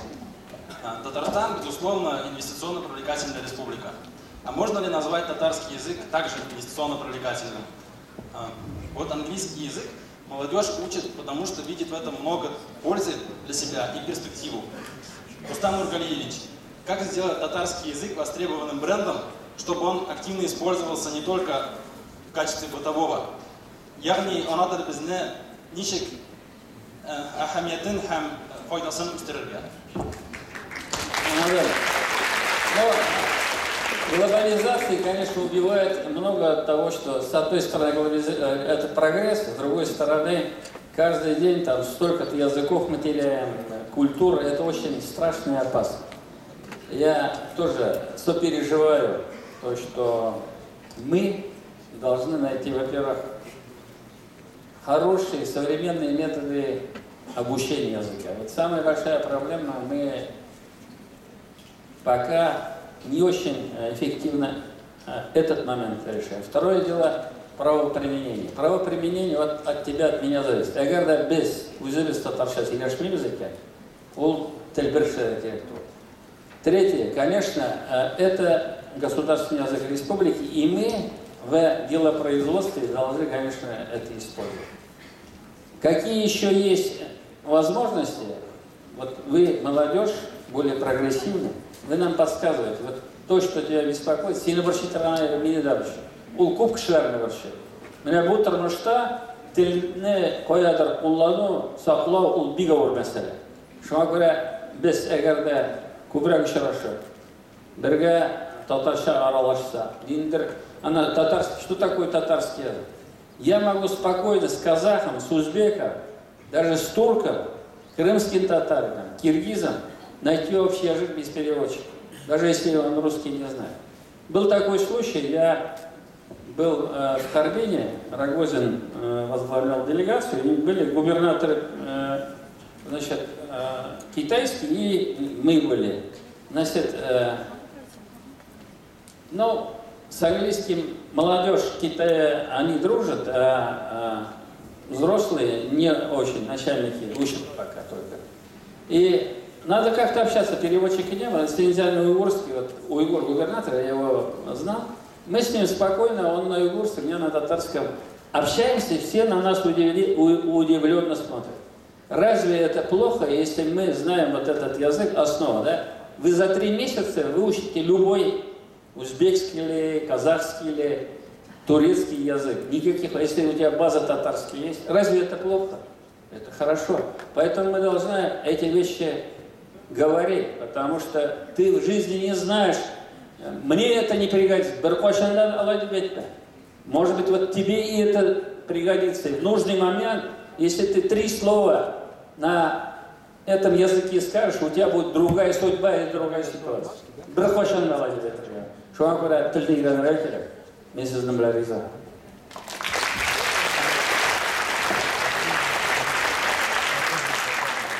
Здравствуйте, Рустам Нургалиевич, Московский государственный университет, Яхин Тимур. На сегодняшний день компания «Татнефть» добывает более 2 миллионов тонн сверхвязкой нефти в год и перерабатывает его. Это очень хороший результат. Стоит отметить также, что в составе сверхвязкой нефти находятся и редкоземельные металлы, которые сегодня в России не извлекаются. Они идут в составе отходов производства, как нефтяной кокс. Но, например, некоторые страны, такие как Германия, Китай, очень активно закупают нефтяной кокс, уголь, и они извлекают эти редкоземельные металлы. Как вы думаете, можно или нужно нам самим извлекать эти редкие земельные металлы? Я считаю, что это очень нужно. Мы этой темой актуально занимаемся, но пока еще не воплощено. Другое дело, ведь вы должны знать, что проект Танека, который, значит, наш уважаемый Марат Шикерджанович там по полгода находился, значит, в строе. Сегодня глубина переработки 99%, глубина 99 и с чем-то. То есть там остается только за счет извлекации кокса. И если мы научимся с этого кокса извлекать вот это редкоземельные металлы, еще какие-то компоненты, это будет большой успех. Вот вы, молодой, перспективный, подающий огромные надежды на молодой человек, если бы вы нам предложили вот эти технологии, потому что пока из того, что мы посмотрели, значит, экономической эффективности. Надо, ведь любой проект можно реализовать, извлечь. Но этот проект должен иметь экономическую основу. Я бы просил, если будут у вас какие-то мысли, значит, дать нам сообщение, мы с удовольствием. И у нас количество вот этих битумных нефтей будет больше и больше. Потому что мы отработали технологию, это запатентовали огромное количество патентов. Нам иностранцы ничего не дали. Мы хотели взять это за границей. Мы сами все это отработали. Сегодня мы вышли на мировой уровень закачки пара и получения битумной нефти. Поэтому вот эта тема, она для нас актуальна.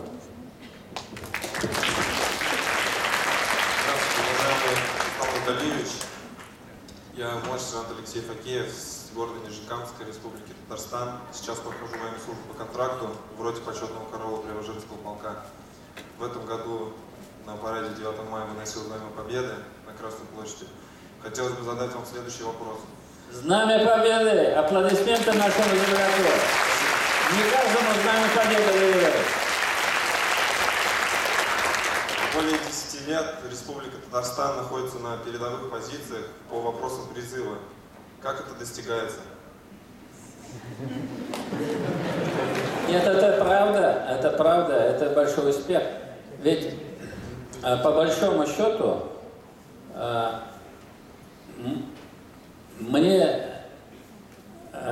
награжден президентом России за военные заслуги. Вот, то, что в республике мы по призыву были и остаемся самыми лучшими, это огромная работа всех наших муниципалитетов, всех наших министерств.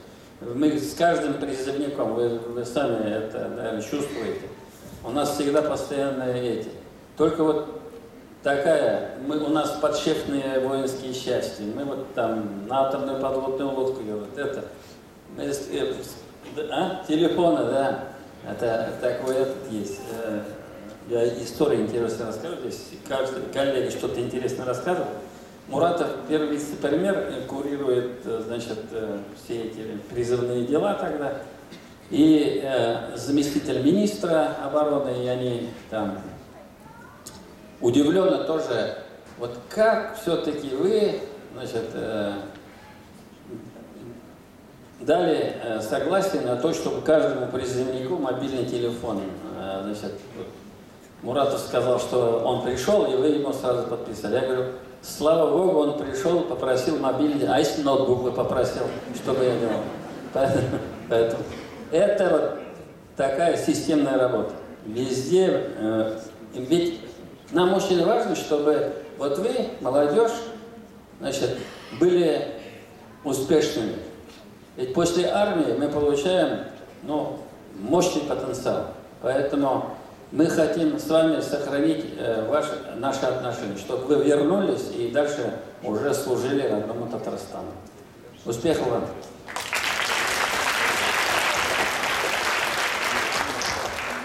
Здравствуйте, Рустам Нургалиевич. Меня зовут Наиль, я являюсь генеральным директором компании «Ваш двор». Собственно говоря, я надеюсь, что вы разделите мою миссию как человека и мою идею как предпринимателя и поддержите меня в этом. Так, наша компания занимается поставкой оборудования для детских и спортивных площадок, как во дворе, так и в детских садах, школы и в парке. Вот. Так. Волнуюсь очень сильно. Не волнуйся, тебе надо продать свои эти. Но более жирный клиент рядом справа меня сидит. Дайте ваши проспекты, мы обязательно будем иметь в виду, потому что у нас большая программа по общественным пространствам, по паркам, скверам, но больший объем это в Москве, поэтому в эту сторону тоже. Просто в Республике Татарстан нету завода по производству детских игровых и спортивных площадок. Вы не правы, вы еще у нас. Вы Зарницу видели нашу, нет? Видел, но она, честно говоря, не отвечает европейским стандартам. Хотелось все-таки, чтобы открыли... Все принимается. Вы знаете свои координаты, я пришлю людей. На самом деле никаких ограничений. Нам нужно, чтобы цена-качество, и мы возьмем. Вот, Шахрази, возьмите координаты, соедините с Минстроем и с Фишман, и мне потом пусть доложат. Обязательно. Мы воспользуемся вашим предложением. Sen hurmatli Istamir Alievich, Tataristonдағы мәғарифni to'llandыру һәм камиллаштыру өчен шундый ачык, инновацион һәм дөнья стандартларына күрә эшли торган татар телле вуз җитми дип шундый бер фикер бар. И многие молодые ученые, которые имеют опыт работы за рубежом в Татарстане и в Москве, они готовы такой проект осуществить, и даже кто-то из них готов вернуться в Казань, чтобы такое сделать. Как вы думаете, если вот есть такой вообще для Казани татароязычный вуз, такой мобильный, современный, который отвечает всем стандартам мировым, может быть, существует такая возможность? И вообще, как вы смотрите на интеграцию татарского языка в высшее образование? И в дополнение к вопросу, у нас есть конкретный проект, если вы разрешите, я могу его передать. Вот, где у нас Шахрази? Это вопрос очень актуальный. Мы много раз подходили к теме Никифоров тоже подтвердит, нашего университета татарского. Мы эту тему заново еще подняли. Конечно, надо эту тему решить. И она как бы стоит на первом плане. Но если у вас будут какие-то видения, потому что не только чисто образовательная, еще она будет инновационная, было бы неплохо. Давайте ваше предложение. Вот Шайх Разиев, наверное, отошел, но вот на себя тоже. Министр культуры, но ничего. Пока он министр культуры, может быть министром образования.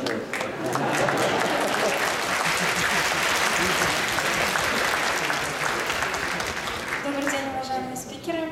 Меня зовут Гульнас, я студентка факультета права Высшей школы экономики. Свой вопрос хотела бы адресовать вам, Истамир Галиевич.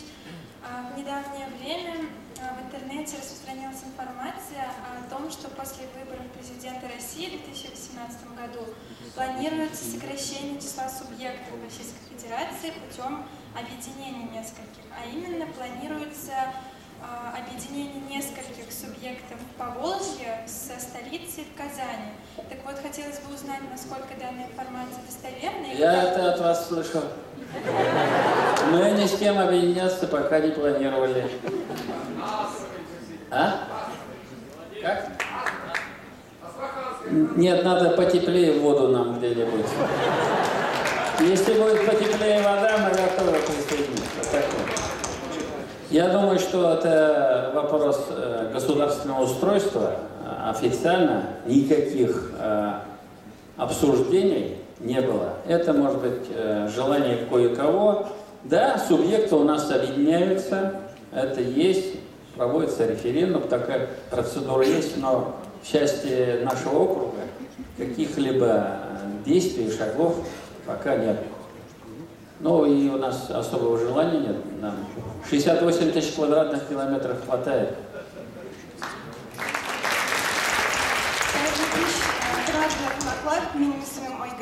Кузина Айгуль, скажу по-русски, чтобы вы все понимали, аспирант МГУ, Мирас, татарстанский клуб.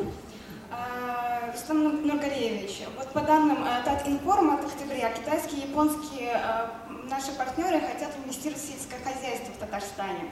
И вас, как большого эксперта в сельском хозяйстве, хотела бы спросить, в том числе я пользуюсь случаем, что Николай Анатольевич сидит рядом.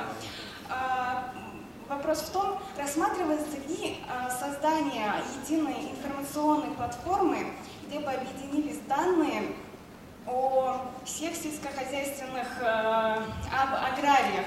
То есть такая информационный ресурс, платформа, где бы были эти данные, и они могли бы прямо в этом заключать цифровые контракты и не теряя время на поиски своих посредников и так далее. Я понял. Эта работа идет. Николай Анатольевич подтвердит. Значит, вся статистика у нас сейчас в электронном виде. Все наши программы в электронном виде.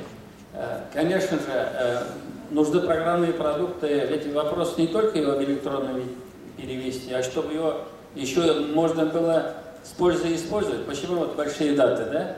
Потому что все цифры собирали, а дальше что с ними делать? Сегодня люди научились использовать эти цифры с пользой для себя. Конечно же, для сельского хозяйства у нас уже большая часть информационного ресурса в электронном виде, но ее надо адаптировать и сделать более функциональной и удобной для правоприменения.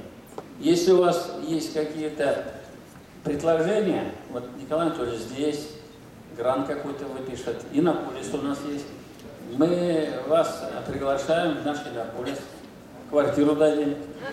Вы замужем, нет? Хорошего парня найдем.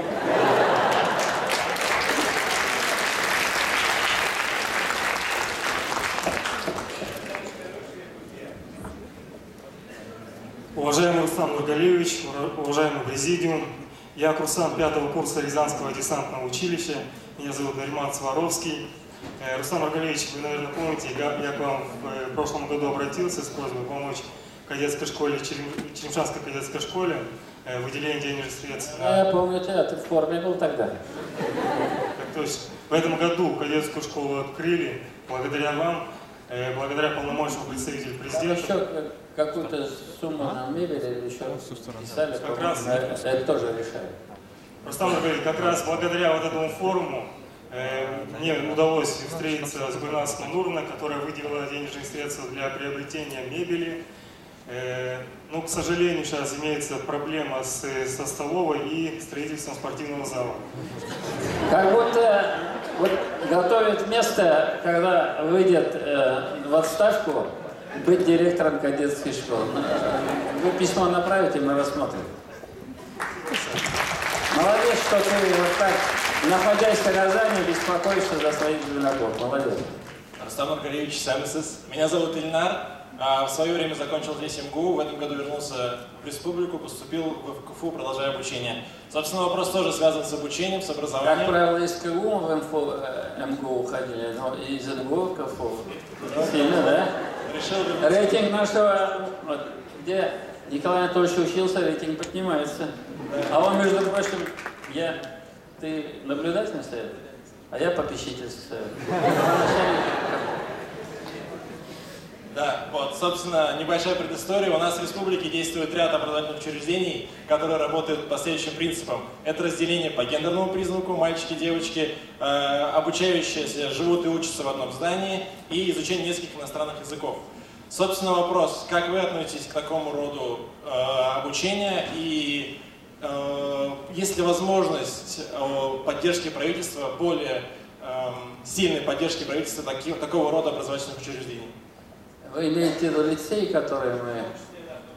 Ну, вы, наверное, видите, что у нас математический лицей в Иннополисе появился, технический лицей, химический лицей, IT-лицей, гуманитарный лицей в Актаныше. И, значит, при университете Лобачевского, значит, как его школа или как его колледж или лицей тоже имени Лобачевского. Нет, мы поддерживаем, потому что я хочу сказать, что вот классическая система образования для продвинутых детей, учеников, она не дает шанса, чтобы они приходят в университет, уже поздно их как бы поднимать на тот уровень. Их надо уже вести с 7 класса. Я считаю, что это очень правильная позиция, когда с 7 класса наши специализированные университеты набирают вот эту молодежь, и уже уровень подготовки совершенно другой. Это очень хороший форма. И, между прочим, это не только у нас. В мире это такая форма очень... Вот в Казахстане, значит, вот это Назаровая школа тоже вот по такой идеологии работает, хотя вот я вот недавно знакомился. Мы будем эту систему поддерживать. Рустам Нургалиевич, Самисес и Самисес Дуслар. Меня зовут Камалов Надир, я родом из города Альметьевск. сейчас обучаюсь на втором курсе магистратуры в МГУ имени Ломоносова и являюсь председателем студенческого совета МГУ. Начальник Ахметтен келіп, Жолдырасың, бір сенада берме, тұт нығытып олжасын. Өзен кеткенде де бірер Өзіміздің олай Рахмет. И я очень рад, на самом деле, какую политику реализовывает в отношении молодежи наша республика. И вот недавно совсем министр образования Васильева подписал соглашение, в котором она поддерживает студенческие самоуправления, так называемые студенческие советы, советы обучающихся. И вот у меня вопрос.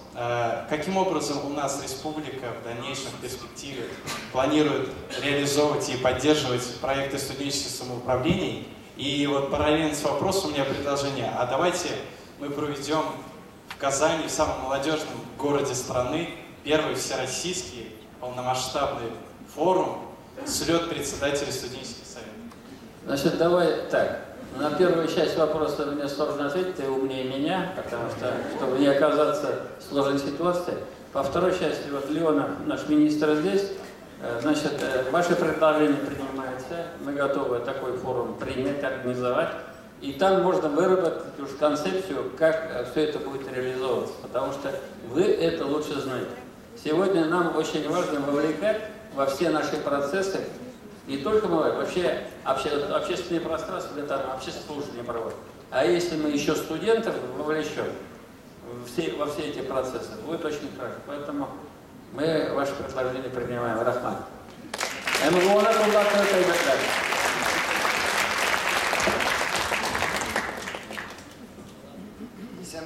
Рустам Нургалиевич, дорогие гости. Меня зовут Айрат. У нас есть разработка, мы занимаемся энергосбережением, повышением качества электроэнергии. Вот, на сегодняшний день мы уже более 6 лет на рынке, очень широко представлены в московском регионе, в том числе внесены в московский территориальный строительный каталог и рекомендованы как устройство, повышающее качество электроэнергии. Вот, вы улучшаете чистоту, что ли, или как? Мы реализуем, здесь нет никакого волшебства, здесь физика. Мы реализуем, у нас устройство, которое реализует 6 функций. Это повышение коэффициента мощности, фильтрация гармоник, компенсация перекоса фаз, сглаживание бросков тока. Вот. Здесь мы эффективны там, где есть динамика, где есть динамическая разнородная нагрузка. Это, ну, например, АЗС, где двигатель включается. Вы можете ваши предложения нам дать? Я как-то писал в одно из ваших министерств. Ну, да, меня приглашали. Меньше ловить, да и надо. Вот, поэтому... Давай вот так. Раз АЗС, раз вот это, дайте ваши предложения. Я Ярулину Рафинату Саматовичу наполним мы. Значит, возьмем, и вы сделаете презентацию, мы вас пригласим. Но это реально полезная штука. Полнымыз населения. Полнымыз, ну, как пример, компания Роснефть. Но раз Роснефть берет, значит, мы тоже возьмем. Давай. Дорогие друзья, спасибо за вопросы. Дорогие друзья, к сожалению, наше время... Вот, давайте, вот девушка стоит, неудобно, вот девушке вопрос пусть она задаст. От кого? Один вопрос с балкона, один вопрос не с балкона. Двум девушкам договорились. Здравствуйте, Рустам Нургалиевич. Всем здравствуйте.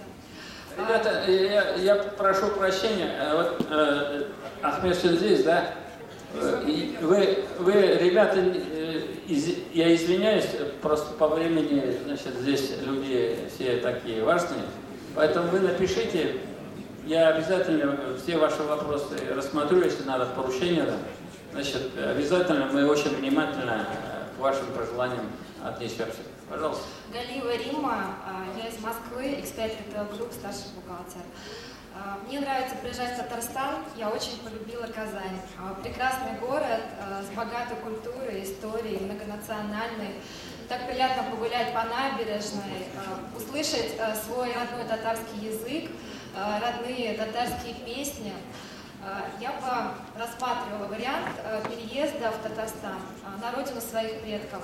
В связи с этим вопрос, какие перспективы может предложить Татарстан для молодежи, которая хочет уехать на постоянное место жительства, чтобы молодые специалисты, у которых высокие требования к оплате труда, остались именно там? Ну, во-первых, я могу сказать, что у нас есть несколько компаний российского мирового уровня. Это наши нефтяные компании, группа компаний «Татнефть», группа компаний «Таиф», наши энергетические компании, наша компания «КамАЗ». Особое внимание, конечно, вот наши инновационные центры. Это Иннополис, где и жилье, и все решается. Это особый Занан Лабыга, это Китмастер. То есть вот, я считаю, что для молодежи надо посмотреть или крупные компании, или вот площадки инновационного развития, где много молодежи, где вот такая, как молодежь говорит, движуха есть. Вот, поэтому, ну, вы очень симпатичны, я вас сразу возьму.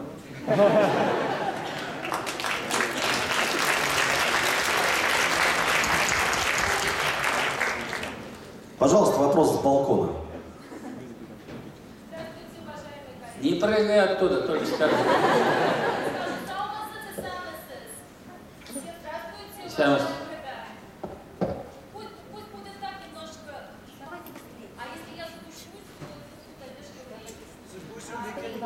Вопрос задайте.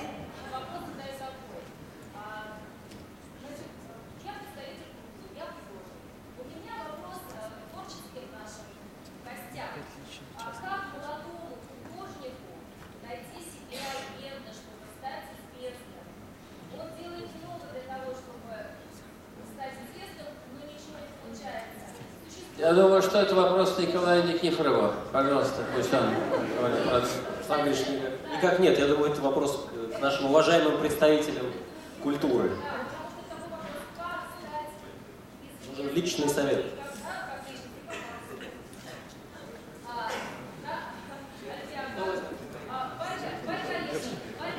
Давай вот Алсу попросим, как все-таки, или нет, давай все-таки умудренный опытом.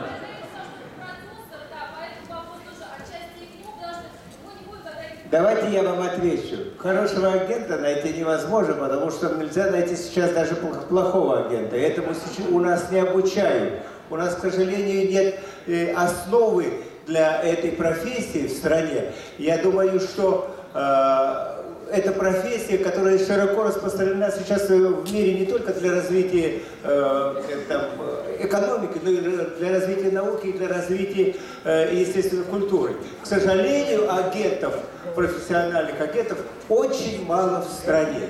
В стране их практически нет. У меня та же самая проблема, как у вас. Если вы ее решите, позвоните мне, пожалуйста.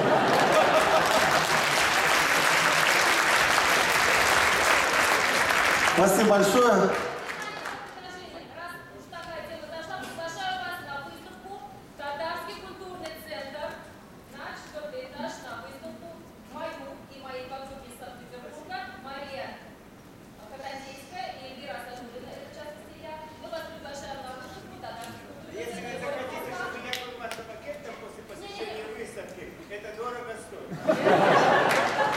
Это дорого для вас или для нее? Это еще надо посмотреть, для кого будет дорого стоить. Спасибо за вопросы. С учетом зрелого возраста или там Дарья Алибасу, это дорого обойдется. Очень симпатичная девушка. Не торопись. Ну что ж, дорогие друзья, в завершении нашего форума мы просим нашего уважаемого Рустама Нургалиевича вручить государственные награды Республики Татарстан нашим землякам.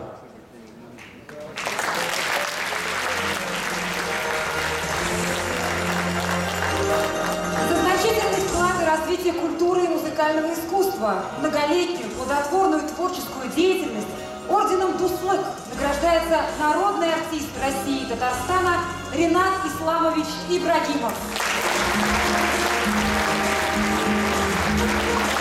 Дорогие друзья, 20 ноября Ренат Исламович отметил свой юбилей, ему исполнилось 70 лет. Давайте поздравим его аплодисментами.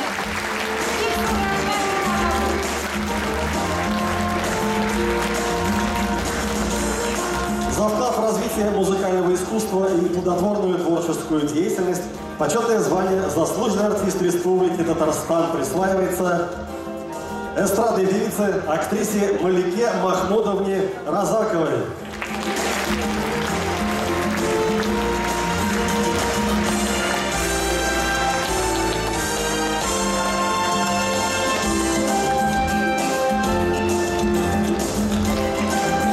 Почетное звание «Заслуженный артист Республики Татарстан» присваивается солисту-вокалисту театра татарской песни «Таян» Альфине Гареевне Ахмедзяновой.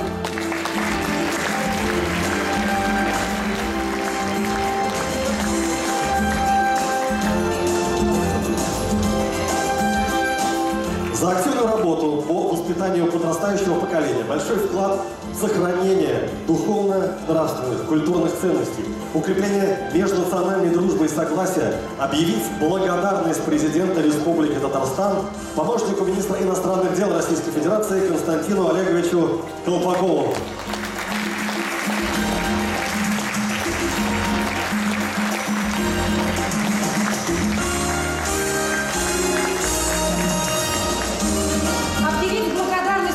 Республики Татарстан, председатель управления Совета молодежи при полномочном представительстве Республики Татарстан в Российской Федерации Эмилю Венеровичу Файзуллину.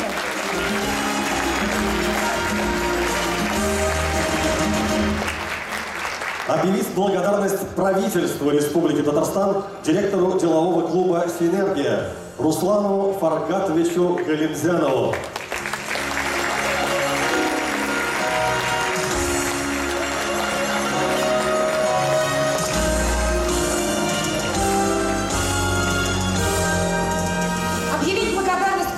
Республики Татарстан главному юрисконсульту, члену управления делового клуба «Синергия» Ленару Минибаевичу Рахманову.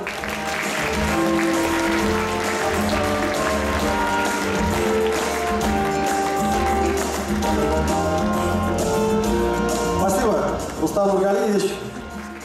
Мы благодарим всех выступавших и просим занять вас места в зале. Концерт подготовленный силами нашей московской общины.